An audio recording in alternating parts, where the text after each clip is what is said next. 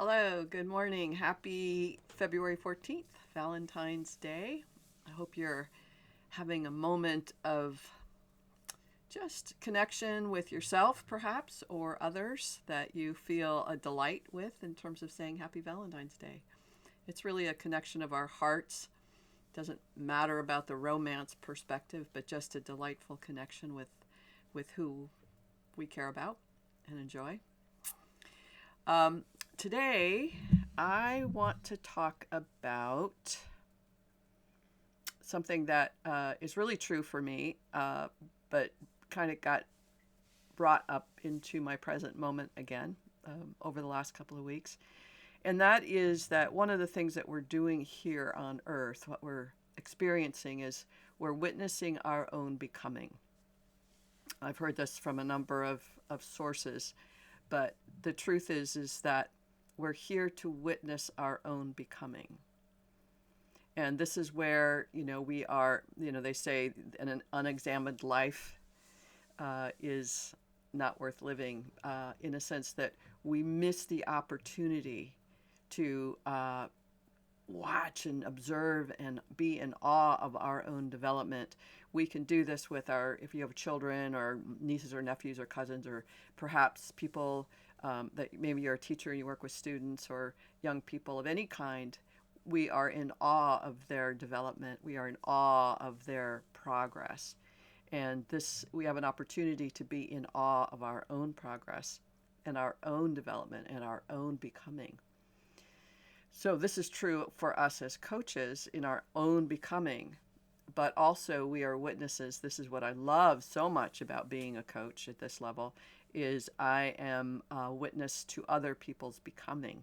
And part of my coaching is coaching them to witness their own becoming, coaching them to become more aware of what's it like inside as they're having experiences, as they're feeling frustrated, as they're moving towards, as they're notice they've done something new that they've never done before. And most of the time, and with most coaching, I think, or most relationship, we go, "Hey, great, good job, you changed that. Let's get on to what's next." For me, it's that I had a client this morning. We'll call her Grace. And Grace is saying, "Hey, I made this change and I made this change." I'm like, excellent. So what shifted that allowed that change to occur? Now, this is an opportunity for my clients, for Grace, to go, wow, here's what shifted. Here's what was different. Here's how I was being in myself that's different than how I've ever been. If I don't ask the question, we don't stand in that space of what's happening, what's part of this process within Grace that's making it possible for her to do something different, to be more herself, to notice and witness her own becoming. It's not hard to ask those questions. What shifted? Anyone who's worked with me, our second session onward, I will say, what did you notice happened this week? What shifted? And people will say, oh, I noticed that I was more empowered. I trusted myself more, or I was more spontaneous, or whatever it is that they noticed, or I noticed I didn't do anything different. The act of noticing in itself is a witnessing. And as we grow that capacity to witness within ourselves and within our clients, they have the capacity to choose differently. In a sense, we cannot change what we do not know or notice. So for a client to say, hey, I noticed nothing shifted, it's like, excellent. So what did you notice in that process of that? Like, how is it like inside you as you're noticing that nothing shifted? What's showing up as you're saying that? What's showing up as you're saying that nothing shifted? They're having a direct experience in that moment. And when I ask the question, what are you noticing or what's going on? It gives them an opportunity to witness their own becoming. The more I do this, the more I'm witnessing that, then the more capable they become and the greater capacity they have of noticing themselves. So at some points in the conversation with Grace today, she had a little a moment of smile. So she said something about something that she noticed different in herself over the last couple of weeks, and I went yay. And then she said something else, and I went yay. And she kind of smiled for a moment, and I said, what's that? When you notice these little elements, there's a thought that's going through their mind. There's a thought that's something's shifting in that moment. And I go, what just happened? And she said, I don't know why you're celebrating that I did this or did that. And I go, because what you're saying is, this is what's true for me. In a sense, in that moment, she's witnessing and declaring a truth for her. And so in that moment, I witnessed that process. And if I'm witnessing it, I can bring her into that witnessing, so she's empowered to see it herself. This is so important. I mean, to me, it's the whole thing. That's why I guess whoever it was who said an unexamined life they're saying it's not worth living. I don't know that that's true, but an unexamined life is certainly much more disempowered from my perspective. And I'm all about empowering people to empower themselves to have the life they want. In speaking with Grace today, she's like, I want. She's in remission almost from stage 4 ovarian cancer. Like, she is a hell yes. But in how she's witnessing herself through that process, she still sees herself as a victim of cancer. She doesn't see that she is that she has brought herself to a phenomenal level of grace. She doesn't see that. She's not witnessing the truth of what she's done and how she's being that has brought her to this level of remission. She's not seeing that. She's just going, oh, it's scary and hard and difficult. And that's her reality. But as the more that I go, can you see how your languaging is all about difficult hardship and disempowerment? She went, wow, yeah, I can see that now. And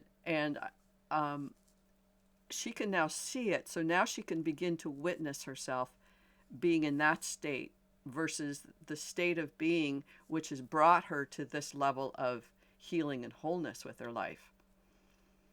So the more that we as coaches can listen and hear and witness the becoming of our clients, and that takes place in the moment. It takes place in the moment that our clients are becoming. We can hear in their story, oh, here's what I did different, here's what I did different, here's what shifted. And in this moment, saying, how did you make that happen? And they first go, I don't know. I didn't know what I did. But we know that they did something different. I know they did something shifted that allowed them to have this level of freedom of choice. Something shifted. And if we address that directly and witness what they did or how they were being that allowed a different thing to happen, we're creating that moment of empowerment. This is where you made that choice. This is where something happened and you responded differently. We're witnessing the unfolding, the becoming. And as we do that, we can, Grace became more aware of like, wow, I don't even hear myself in my negativity. Wow, I can do something about that. She's now empowered to witness where she's being negative and where she's being empowered. In a sense, we also talked about not only where she's disempowered or where she feels like a victim or where life is hard and difficult. I also asked her, she was talking about a friend of hers, we'll call Agnes, and she says, when I'm with Agnes, I'm in peace and I'm in love and I'm in playfulness and I laugh a lot and I'm adventurous. And I go, what's that like in you? And it's truly a safe place. When she's with Agnes, Grace is in a safe place so she can be her authentic self. She witnesses herself, she knows herself in that context with Agnes that's different with the other people in her life. She's witnessing herself and she knows the difference. So as I, as her witness, can say, how is it like being you with Agnes? And she can describe that. And she goes, this is who I want to be. And she now has more capacity to witness when she is in that state of being and when she's not, when she's in hard, difficult, challenging, I'll never get there. She's now able to witness and know the difference. Is she going to get there, 60 miles an hour, 100 miles an hour? Don't know. But she has a knowing now and a witnessing of her own becoming. And the more that we can do that with our clients, for our clients, be that witness of their becoming, they gain the capacity to do that for themselves. And it's a joyful moment. It's a joyful moment that they're recognizing and reconnecting with their self. Here's a woman that beat the odds of stage 4 ovarian cancer. And yet she does not see herself as that. She sees herself as, a lot of self-deprecation going on. No, life is hard and I'll never get there. And it's like she doesn't see herself in the amazingness of what she accomplished. So the more that we can see and witness our clients in the becoming of that and notice how they're negotiating and navigating the challenges of reality, watching how they're affected by affected by circumstances. We see the level to which they're willing to see it differently. So again, with Grace, she's going, this is hard and these people are hard and that's hard and this is hard and everything's hard. And she says, my life has been all hardship. It's like, wow, that's her reality. That's a stake in the ground. She could put that, a tattoo, and guess what shows up? More hardship. And she said, I'm affected by everything. I'm affected by everything. So all the bombardments of life she sees as hard, difficult. So as her witness can go, wow, isn't that interesting? Isn't that interesting that you allow yourself to be affected? And I said, and where are you affected positively? And so her friend Agnes is like, hey, here's how I'm affected positively in the world. And all she needs to do is to think of Agnes and she starts to feel better. So it's not Agnes at all. In a sense, it's her orientation to her interpretations, her connection with Agnes, and she feels better. Like, how awesome is that? So her ability, wait a second, this is a really bright woman. It's like, wait a second, I don't need to spend so much time thinking about that, the negative, or being bombarded by all this hardship. I can actually grow this capacity to be bombarded with positivity, to take that in. And that's me witnessing her becoming. And she's witnessing more and more her own becoming. So she's now more empowered to make choices. Isn't that great? I think it's great. So we have this capacity within us as coaches to be that witness, and be the witness so that we can support and empower our clients in being more effective in their own witnessing. It's just a joy. Again, it's a joyful experience. If you find value in these videos, I'd love you to give me a thumbs up and leave comments below about what works for you, what you find valuable here. If anything, if you don't find them valuable, I'd love you to leave a comment too, or you may have a question or challenge. Just let me know what you think. This is a place for me. The intention is to be in communication and engage conversation with you about what you're doing as a coach. And coach as in, you might be a parent, you might be a teacher, you might be a nurse, you might be a doctor. Wherever you're working with people, where you're engaged and connected in supporting people, being the better self, if you will, that's who you are as a coach, I'll say. All right. I Would love it if you're interested in developing more as a coach. I've got some training programs and free things on YouTube where you could go. There's a series called "I Want to Be a Better Coach." No, that's not it.